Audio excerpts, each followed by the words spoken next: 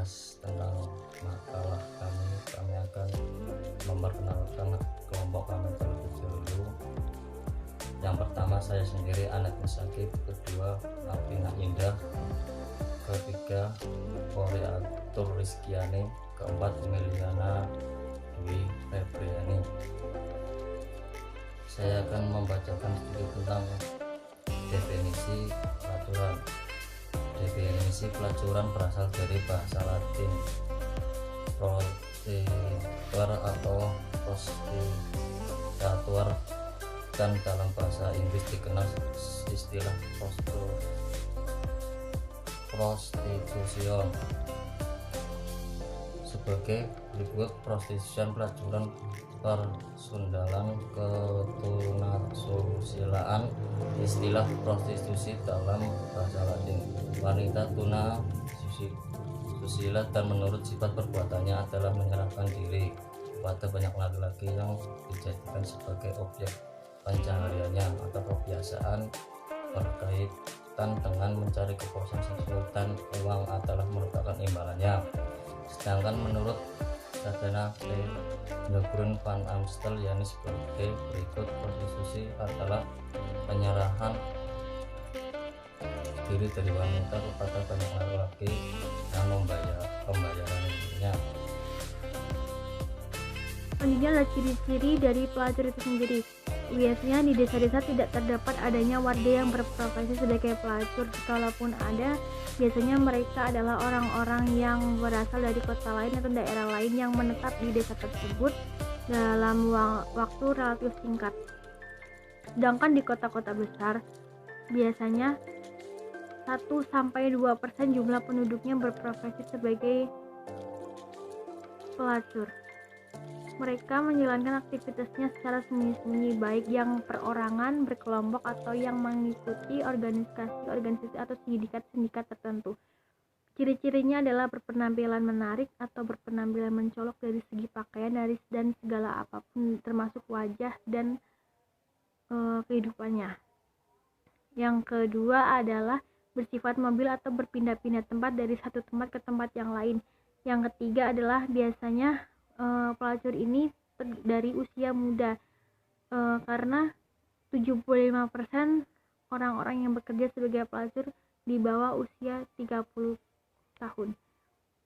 Dan yang keempat adalah pelacur dari golongan bawah, biasanya orang adalah yang berasal dari masyarakat ekonomi rendah.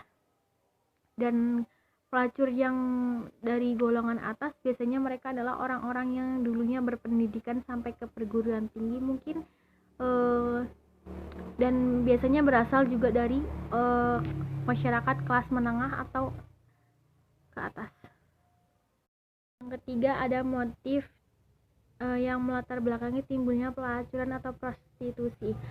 Seiring perkembangan zaman, kita dituntut untuk menunjukkan yang terbaik. Dan orang-orang yang berprofesi sebagai pelacur ini biasanya mereka yang ingin menampilkan atau menunjukkan mereka itu di atas atau lebih baik dari orang-orang lainnya. Penyebab sosial yang melatar belakangi timbulnya prostitusi ini diantaranya adalah dorongan atau keinginan seksual yang kuat. Yang kedua adalah adanya kebudayaan asing yang masuk yang mempengaruhi. Yang ketiga, tidak adanya undang-undang yang melarang pelacuran atau orang-orang yang melakukan relasi hubungan seksual di luar pernikahan.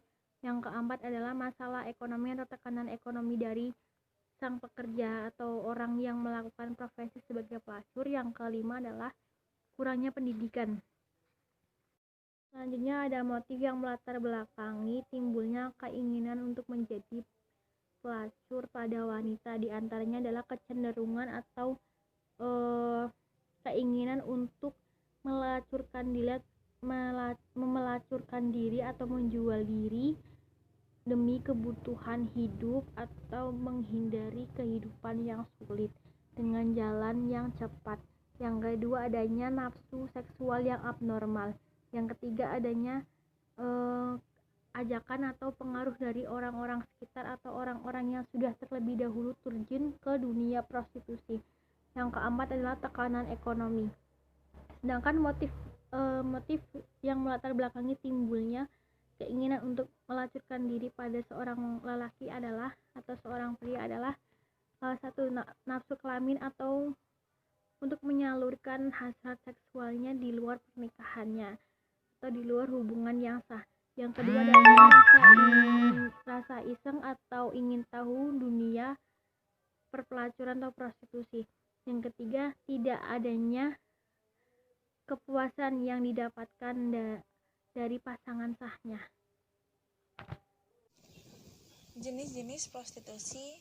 Menurut aktivitasnya, prostitusi dapat dibagi menjadi dua, yaitu prostitusi yang terdaftar dan prostitusi yang tidak terdaftar. Yang pertama yaitu prostitusi yang terdaftar, yaitu pelakunya diawasi oleh vice control dari kepolisian yang bekerja sama dengan jabatan sosial dan kesehatan. Pada umumnya mereka dilokalisir pada suatu daerah tertentu. Yang kedua yaitu prostitusi yang tidak terdaftar, yaitu mereka yang melakukan prostitusi secara sembunyi-sembunyi, baik individu maupun kelompok. Perbuatannya tidak terorganisasi dan cenderung bebas, bisa di sembarang tempat, baik mencari mangsa sendiri maupun melalui calo ataupun mucikari. Upaya penanggulangan pelacuran yaitu ada dua, yaitu usaha yang bersifat preventif dan yang kedua usaha yang bersifat represif dan kuratif. Usaha yang bersifat preventif diwujudkan dalam kegiatan-kegiatan untuk mencegah terjadinya pelacuran, antara lain yang pertama, menciptakan bermacam-macam kesibukan dan kesempatan rekreasi bagi anak-anak puber. Yang kedua, penyempurnaan perundang-undangan mengenai larangan atau peraturan penyelenggaraan pelacuran.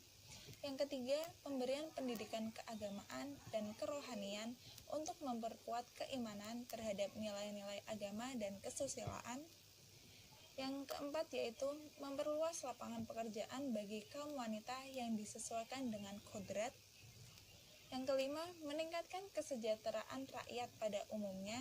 Yang keenam, penyelenggaraan pendidikan seks dan pemahaman nilai perkawinan dalam kehidupan keluarga. Yang ketujuh, pembentukan badan atau tim koordinasi dari semua usaha penanggulangan pelacuran yang dilakukan oleh beberapa instansi. Dan yang terakhir, penyitaan terhadap buku-buku dan majalah-majalah cabul, gambar-gambar porno, dan sarana lain yang merangsang nafsu seks. Sedangkan usaha represif dan kuratif dimaksudkan sebagai kegiatan untuk menekan, menghapuskan, menindas, dan usaha menyembuhkan para wanita dari ketunasusilaan untuk kemudian membawa mereka ke jalan benar, antara lain yang pertama, melalui lokalisasi yang sering ditafsirkan sebagai legalisasi.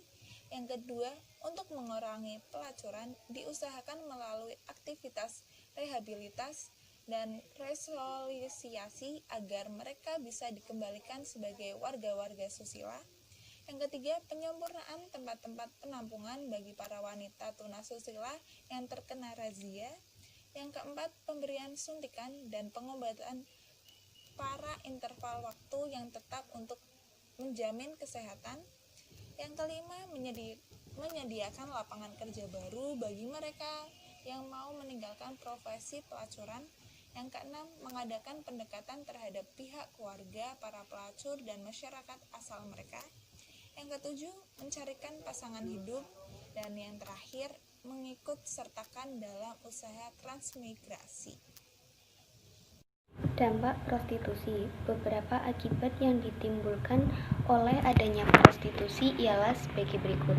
Yang pertama, dapat menimbulkan dan menyebarkan penyakit kelamin dan kulit.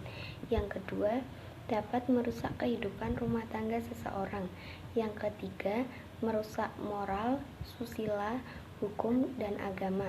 Yang keempat, bisa menyebabkan terjadinya disfungsi seksual seperti impotensi, anorgasme, dan ejakulasi prematur. Yang kelima, bisa menyebabkan atau menjerumuskan ke dalam dunia hitam. Contohnya, penggunaan narkoba, mafia, dan lain-lain. Yang terakhir, adanya pengeksploitasian manusia dengan manusia lainnya. Pada umumnya, wanita-wanita pelacur itu cuma menerima upah sebagian kecil saja dari pendapatan yang harus diterimanya, karena sebagian besar harus diberikan kepada mucikari. Kesimpulannya, pelacur disebut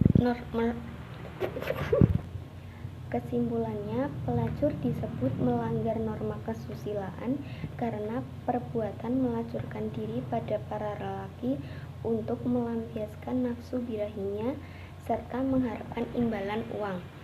Pelacuran adalah suatu perbuatan yang melanggar norma kesusilaan, kesopanan, dan norma agama serta adat kebiasaan.